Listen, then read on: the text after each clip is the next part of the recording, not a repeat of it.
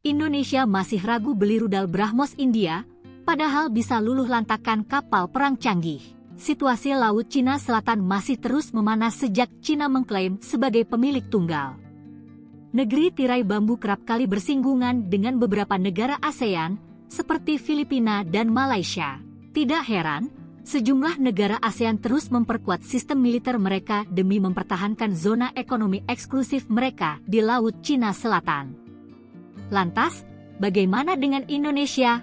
Negara yang kini dipimpin Presiden Prabowo Subianto tersebut dikabarkan tengah mengincar rudal BrahMos milik India. Filipina sudah terlebih dahulu memiliki rudal canggih tersebut demi melindungi Laut Cina Selatan dari gangguan Cina.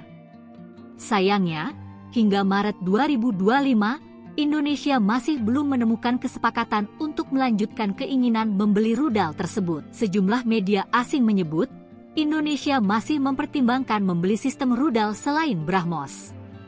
Padahal, Indonesia dikabarkan sudah selesai melakukan negosiasi dengan India terkait rudal BrahMos. Rudal BrahMos memiliki kecepatan maksimum Mach 3. Rudal ini terbang pada ketinggian rendah dan tidak mudah dicegat, serta memiliki presisi untuk mengenai target dalam jarak kesalahan 1 meter.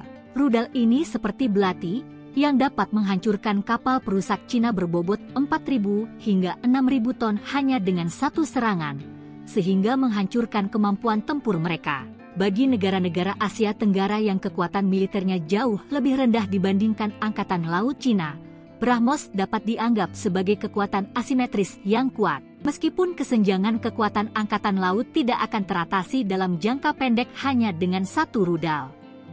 Namun hal ini cukup membuat kapal Angkatan Laut Cina yang maju ke Laut Cina Selatan tidak punya pilihan selain waspada terhadap rudal BrahMos yang dapat terbang dari mana saja dan kapan saja.